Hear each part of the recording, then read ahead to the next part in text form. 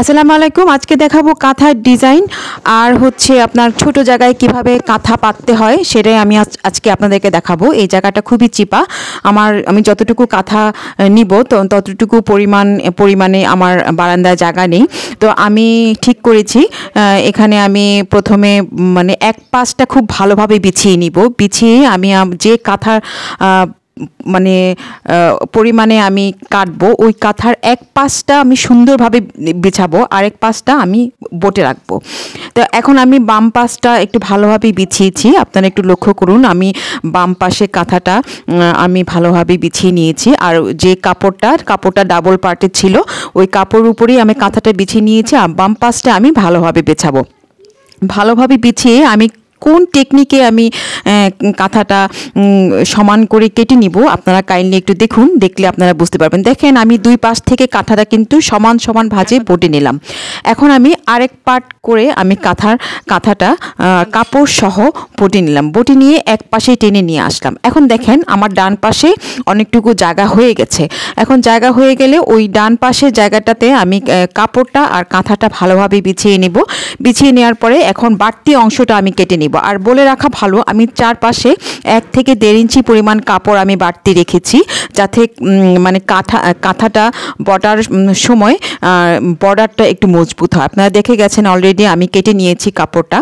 এখন আমি চাইলে এখানেও কাঁথাটা আমি পাততে পারি বা কাঁথার টাক সেলাইটা আমি চাইলে এখানেও দিতে পারি। আর আমি জাস্ট একটু আপনাদেরকে দেখালাম যে ছোট জায়গায় আপনারা কিভাবে কাঁথা পাতবেন।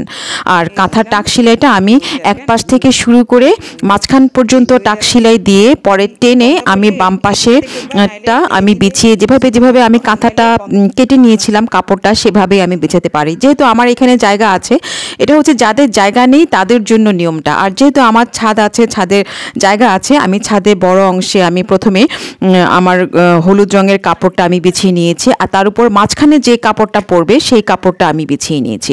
সেই কাপড়টা টান করে বিছিয়ে নেওয়ার পরে আমি কাপড়টার উপরে এখন একটু টাক সেলাই দিয়ে নিচ্ছিলাম। টাক সেলাই দিয়ে নিচ্ছিলাম এই জন্য যে নিচের কাপড়টা অনেক সময় ভাঁজ পড়ে যায়। নিচের কাপড়ের দিকে আমরা অনেক সময় খেয়াল দেই না, এই জন্য আমরা ভাঁজ দিয়ে নিচ্ছিলাম। এরপরে এখন এই দেখেন টাকটা আমি কিভাবে দিচ্ছি। আমি কয়েকটা টাক দিয়েছি, খুব বেশি টাক দিয়েছি তা না, কয়েক লাইন পড়েছে, 3-4 লাইন পড়েছে। এখন আমি তার উপরে হলুদ রঙের কাপড়টা বিছিয়ে নিব। হলুদ রঙের কাপড়টা বিছিয়ে আমি চারপাশে বোটে কাপড়টা কিন্তু আপনাকে টান করে বিছিয়ে নিতে হবে। বিছিয়ে নিয়ে এক পাশ থেকে এই দেখেন এখানে আমি টান করে বিছিয়ে নিয়েছি। মাঝখানে সাদা রঙের কাপড়, আপনারা চাইলে মাঝখানে হলুদ রঙের কাপড় দিলে তাহলে আবছা যে সাদা ছোপটা আছে সেটা আর পড়বে না। দেখেন এখানে আমি অলরেডি টাক সেলাই দিয়ে নিয়েছি। টাক সেলাই দেওয়ার আগে আমি হিজাব পিন দিয়ে আমি চারপাশে আটকিয়ে নিয়েছি। তারপরে আমি চারপাশে যে টাক সেলাইগুলো দিয়ে নিয়েছি। এভাবে দিলে আপনাদের কাঁথাটা নড়বে না, চড়বে না, আপনাদের মানে অযথা কষ্ট হবে না। আপনারা একজনে বসেও এই কাজটা আপনারা করতে পারবেন। আর দুজনে থাকলে তো কোনো কথাই নেই, দুজন থাকলে অবশ্যই কোনো কথা নেই, মানে খুব ভালোভাবে করতে পারেন। আর একজন হলে প্রথমে এক পাশটা আপনারা সাইড পিন দিয়ে পরের পাশে আপনারা আস্তে যে মানে এল শেপটা আগে করে নেবেন, তারপরে একটা সাইড করে নেবেন, তারপর আরেকটা সাইড কমপ্লিট করবেন। তো এভাবে করলে আপনাদের কষ্টটা কমে যাবে। দেখেন হিজাব পিনগুলো আমি আপনাদের দেখিয়ে দিচ্ছি।